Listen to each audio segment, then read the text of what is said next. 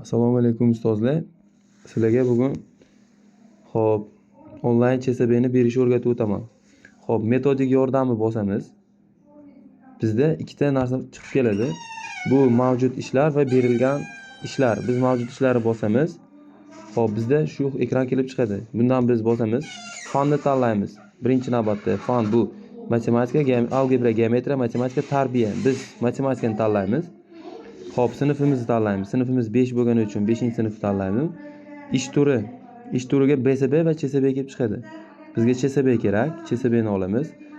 Sinf rus, o'zbek, qoraqalpoq har xil tilda chiqadi. Sinfingizga qarab, rus sinflar, rus sinf, o'zbek tillar, o'zbek sinf tanlaymiz. Biz o'zbek sinf tanladik. Keyingisi status tanlaymiz. Statusda nashr etildi, nashr etilmadi. Bizga nashr etildisi kerak.